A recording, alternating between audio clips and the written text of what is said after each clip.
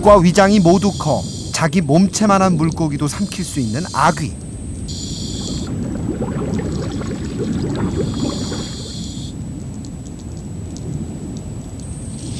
붕장어를 노리고 있죠.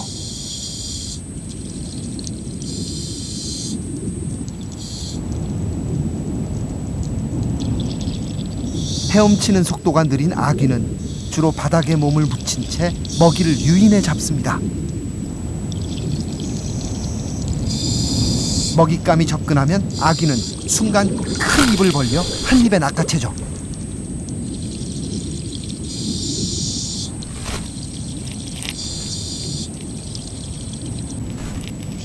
아귀는 날카로운 이빨 세 줄이 안으로 휘어져 있어 한번 물면 스스로 놓지 않는 한 빠져나올 수 없습니다.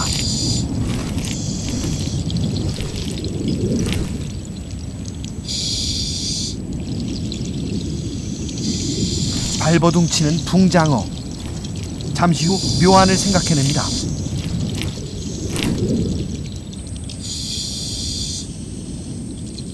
남은 꼬리마저 아귀의 입속에 넣는 붕장어.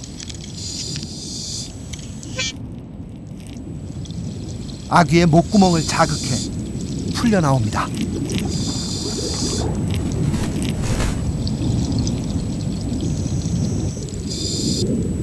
악마의 물고기라는 별명이 머쓱해지는 순간이군요.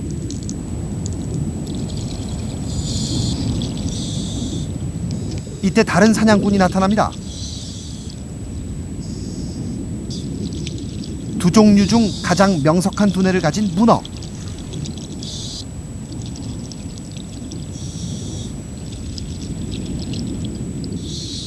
아귀에게 접근해 순식간에 제압합니다.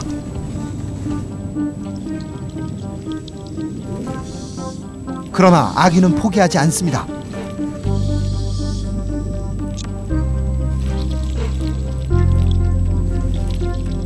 문어의 다리를 문 채 놓아주지 않죠.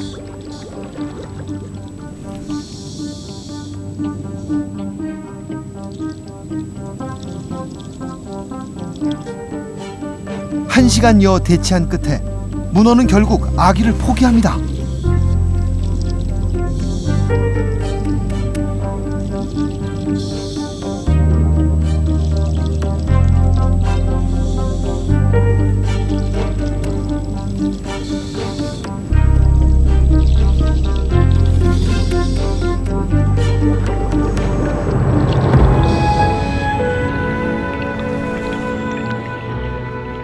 사냥꾼은 또 다른 사냥꾼을 부릅니다. 위기를 감지한 문어, 재빨리 도망갑니다.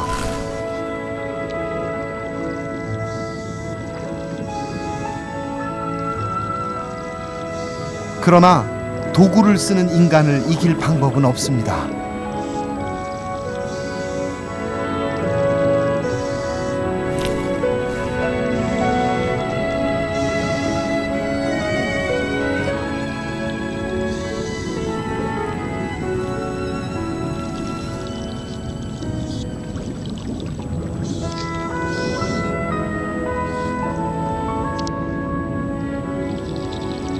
매일 새로운 강자가 나타나는 바닷속 사냥터.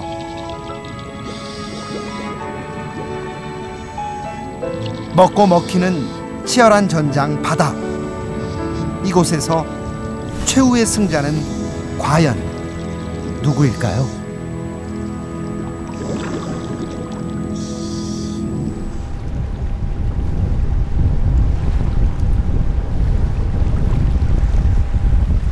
우리 바다에는 어떤 사냥꾼들이 살아가고 있을까요? 제주도 서귀포항 남쪽에 위치한 문섬입니다.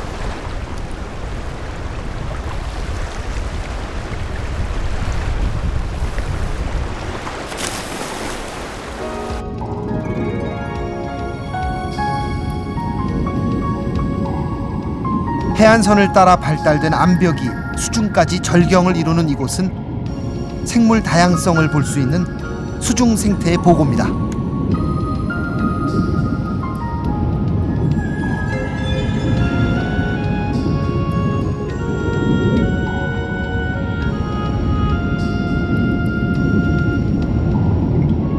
5월, 이 바다에선 방어와 멸치떼의 치열한 추격전이 벌어집니다.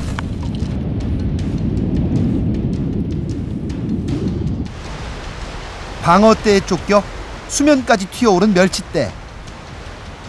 예기치 못한 기습 공격을 당합니다. 살아있는 물고기만을 먹는 슴새. 수면을 낮게 비행하며 멸치를 낚아챕니다.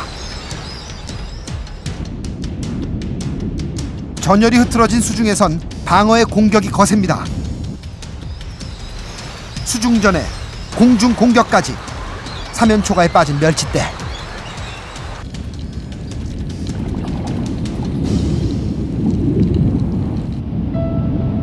상처를 입고 무리에서 낙오되면 고깃떼의 밥이 됩니다.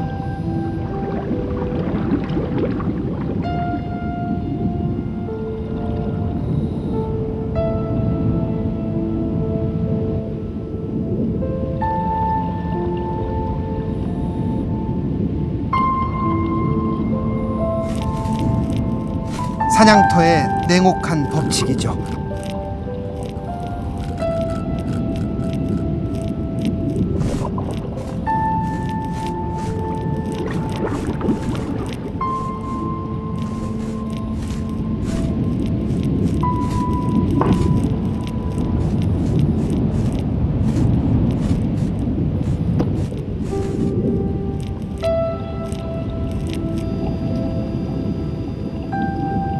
고기들이 뜯어먹고 남은 사체는 성게와 불가사리가 처리합니다.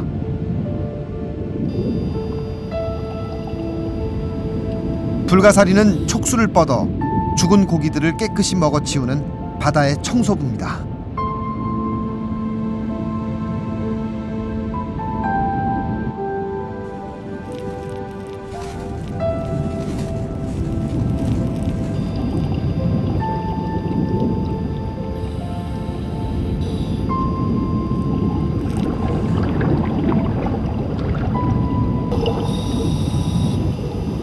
성게는 안반 지역에서 해조류가 사라지고 흰색으로 변하는 제주 앞바다의 백화 현상과도 관련이 있습니다.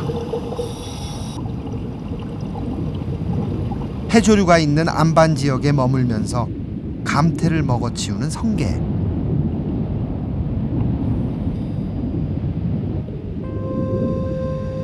수온 상승, 바다 오염과 함께 백화 현상을 일으키는 주범으로 지목되고 있죠.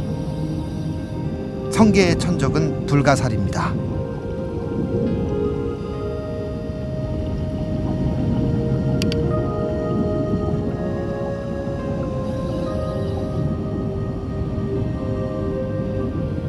불가사리를 피해 절벽으로 오르는 보라성게.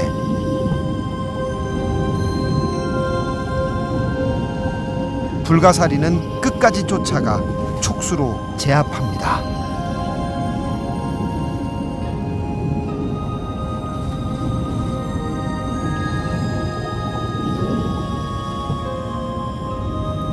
대표적 극피 동물인 불가사리는 그동안 해산물을 해치고 식용으로도 쓸 수 없는 백해무익한 존재로만 여겨져 왔습니다.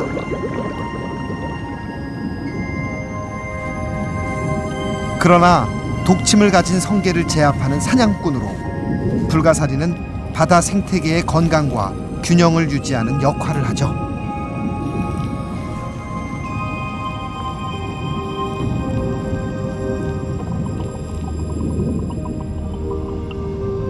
불가사리에게 잡힌 성게는 2시간 만에 가시가 모두 빠진 채 텅 빈 골격만 남았습니다.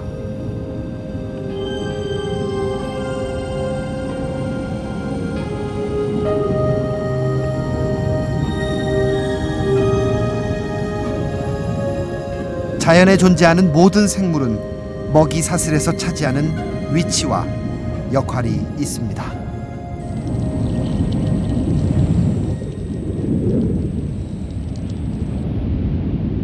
동해와 제주 연안에 서식하는 검은태 군소. 수심 5m 전후의 안반지대에 사는 초식성 연체동물입니다. 제주 앞바다엔 이 녀석을 노리는 사냥꾼이 있습니다. 뱀처럼 생긴 이것의 이름은 연두꾼 벌레. 최대 몸 길이가 50cm에 이르는 육식성 포식자인데요. 이 벌레에겐 강력한 사냥 도구가 있습니다.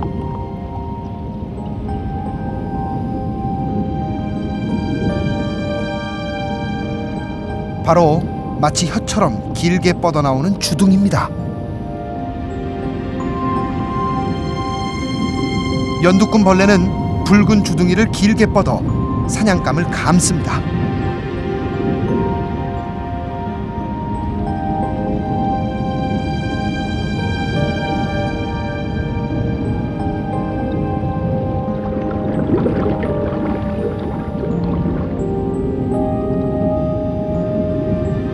그리고 마치 보아뱀이 먹이를 삼키듯 한 입에 삼킵니다.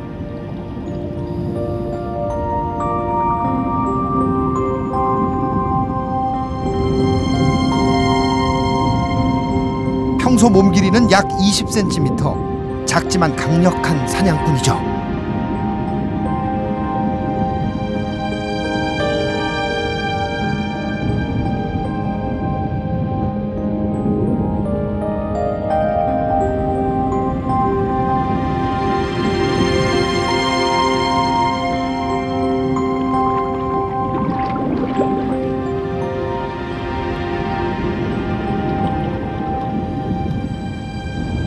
그러나 노련한 사냥꾼들에게도 실수가 있습니다.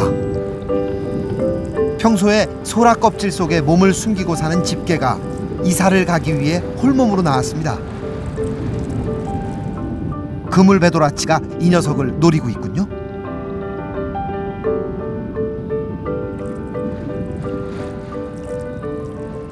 자갈 틈에 숨어 집게를 주시하던 배도라치.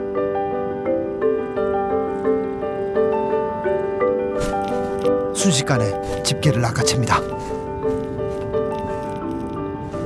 그러나 집게의 저항 또한 만만치 않습니다.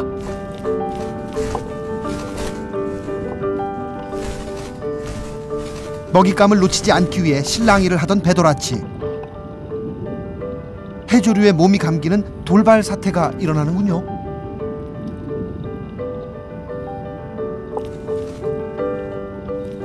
지친 배도라치. 결국 사냥감을 놓아주고 맙니다.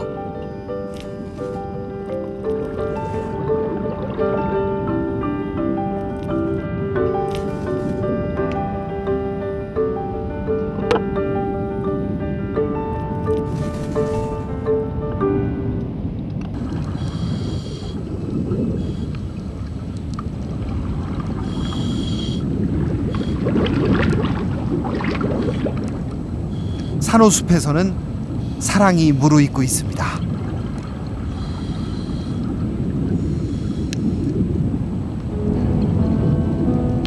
번식기를 맞은 솔베간팽. 암수가 나란히 유영하며 짝짓기를 위한 탐색전을 시작하는군요.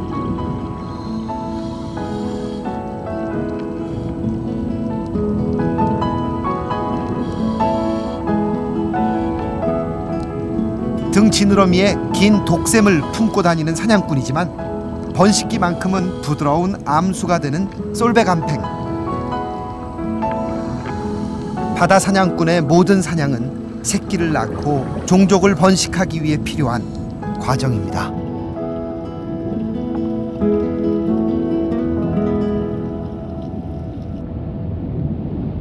약육강식의 법칙이 지배하는 냉혹한 사냥터지만 번식기가 되면 가끔 반란이 일어납니다. 산란기를 나타내는 황금색 옷을 입은 쥐노래미 수컷. 산호 틈엔 60일간 지켜 부화시켜야 할 알이 있습니다. 사냥꾼이 나타났군요. 성게입니다. 부성이 강한 쥐노래미 몰아내려고 합니다.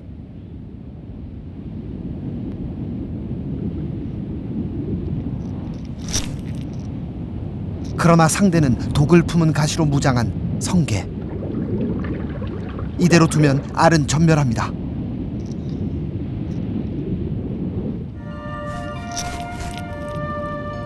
결국 쥐노래미는 입으로 물어 갖다 버리는 전략을 택합니다.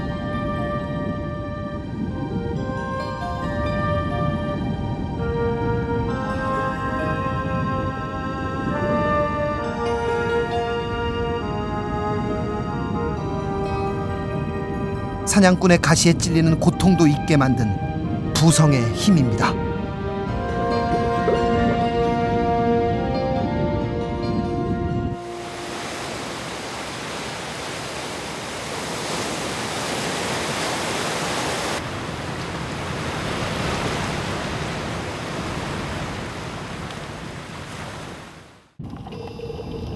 달이 뜨고 달고기도 사냥을 개시합니다. 옆구리에 보름달을 닮은 반점이 있어 그 이름이 달고기입니다. 모래바닥에서 독립생활을 하는 달고기는 작은 물고기가 가까이 오면 큰 입을 재빨리 돌출시켜 먹이를 삼킵니다. 우아한 외모와는 달리 한 번에 자기 체중의 75%까지 먹을 수 있는 대식가라네요.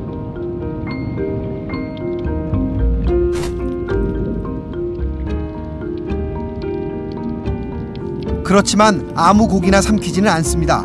독이 있는 고기들은 즉각 감지해 뱉어냅니다.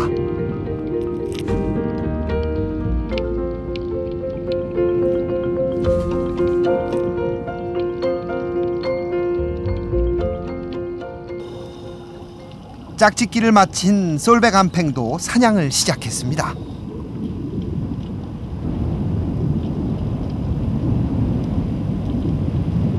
솔베간팽은 긴 지느러미를 펴서 먹잇감에 마치 사노인 양 접근합니다.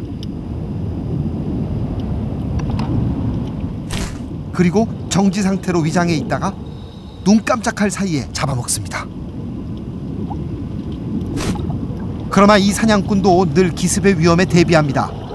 독이 있는 등 지느러미를 세운 채 또 다른 사냥감을 찾아 나서죠.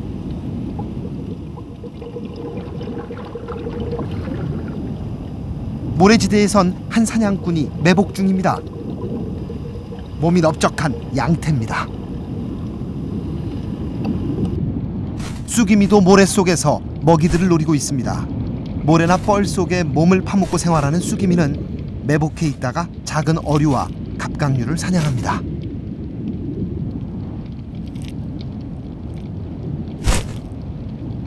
사냥터의 질서를 먼저 깨트린 건 넙치입니다.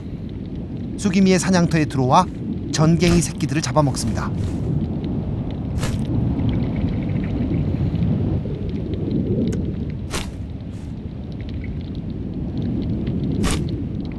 넙치까지 끼어들자 좀처럼 모래 밖으로 나오지 않는 쑥이미가 몸을 일으킵니다.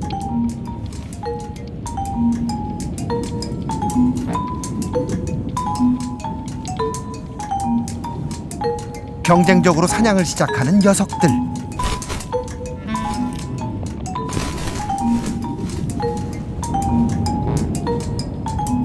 쑥이미는 육중한 몸에 이동 능력은 떨어지지만 사냥을 하는 순간만큼은 민첩합니다.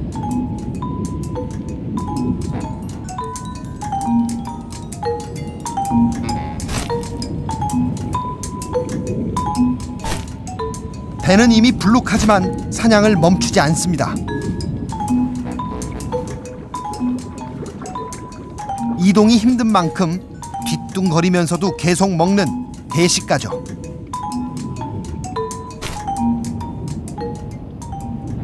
우리 바다에서 가장 민첩한 사냥꾼은 해마입니다. 말의 머리에 물고기의 몸을 한 신화 속 그 동물, 해마.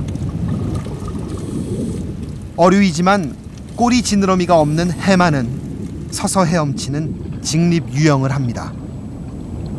작은 새우와 동물성 플랑크톤을 먹는 해마는 보호색으로 몸을 위장한 채 해초 속에서 먹잇감을 노립니다.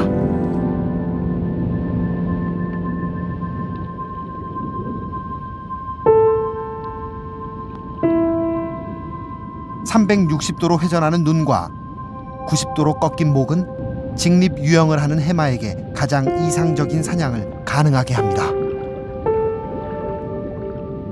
마침내 먹잇감이 포착되면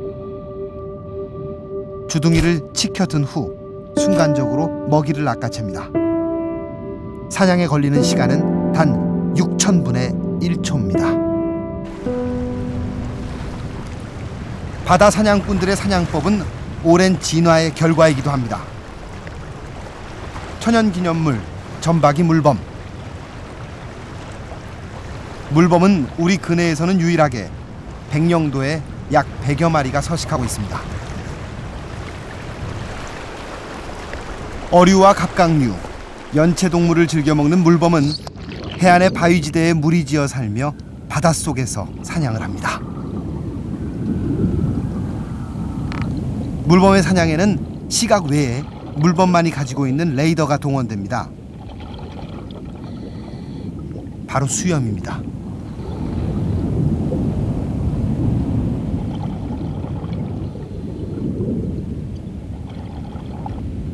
물범은 수염을 통해 느껴지는 물의 파장으로 바닷속 물고기들의 움직임을 감지하죠.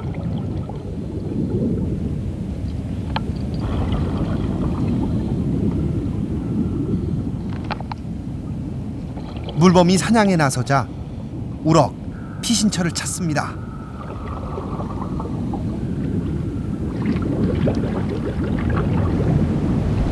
연구에 의하면 물범 수염의 촉각신경은 사람의 손가락 끝과 그 배열이 유사하다고 합니다. 촉각으로 느껴지는 물의 흐름을 따라 우럭의 동선을 추정해 따라가 봅니다. 바위 틈에 숨는 습성이 있는 우럭. 물범은 물의 파장을 따라 바위 지대를 수색한 끝에 마침내 사냥에 성공합니다.